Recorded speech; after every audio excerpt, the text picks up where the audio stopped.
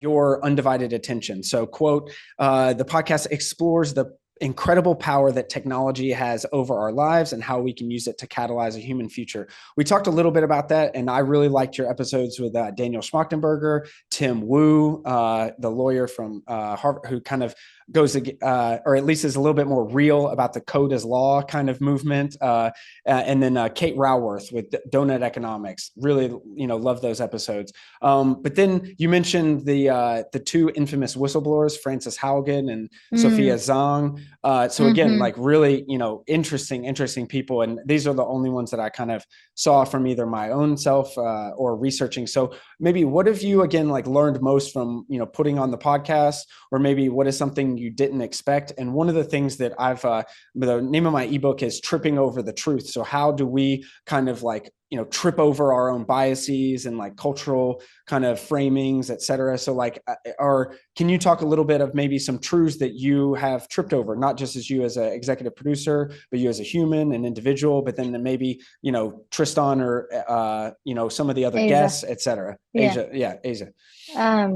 What do you mean tripping over the truth? Okay, so there's an interesting story in like say India in like 2002. This is just the story of it when they were trying to put in like plumbing, like outdoor, because there's a lot of people who just like defecate like out in the fields and stuff, and so there was a big cultural pushback.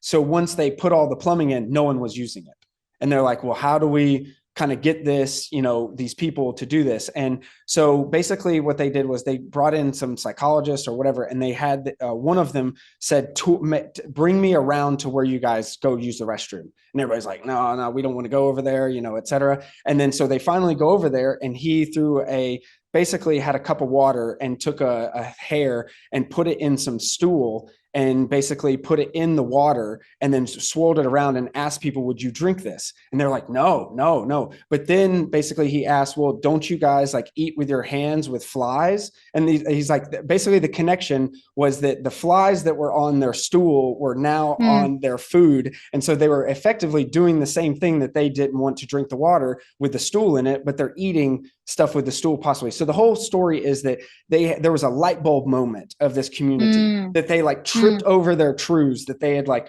always done or whatever. And so there was some pushback, obviously, because that's kind of like forced and et cetera. But then also like there was a real decrease in like child mortality stuff, like just basic disease things and immunology. So there was a story and that basically that was what prompted me to come up with the kind of thing of they tripped over their truths. So it was a super interesting kind of thing. And so now I've been using that as almost like another framing of like your deep reckonings of like, well, what are the truths that, are around us that we're not tripping over? But then how do we also manufacture tripping over them in generative ways, and so that's kind of so are there any kind of things going through the podcast and making, your undivided attention, like what truths maybe you thought from before, your own reckonings, going through the podcast, et cetera?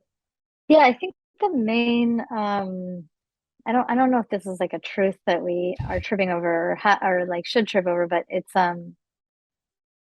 it's the bigger frame, the what I was saying about the social dilemma that it didn't quite build the bridge. That's also that's also kind of a challenge on the show, where we want to contextualize everything we're talking about within this bigger context of, I mean, to use Daniel Schmachtenberger's term, since you just brought him up, he would call it the generator functions of existential risk.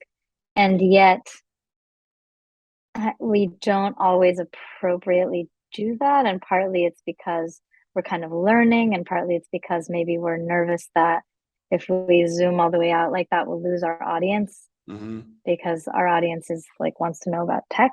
And this is obviously the context in which tech lives. But so that's kind of a bit of a growth opportunity for, it's just something we're kind of learning how to do. And a part of it, I would say, is not being scared to, or I don't know if it's fear, but to kind of like, I don't know how this is gonna sound, might sound patronizing, but like also teach the guests or like invite guests into the bigger frame.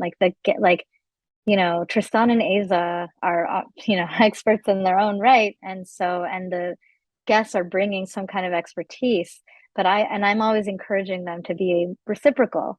Like if Mm. the guests are bringing us something, like we can bring them something too. Mm-hmm. Wouldn't Mm-hmm. it be great if we all walked away from a quote unquote interview, with our minds expanded? So even if the guest is not whatever, like speaking in terms of the bigger, whatever it is, like we can do that with them. That doesn't mean anything other than, we're all in the business of educating each other all the time.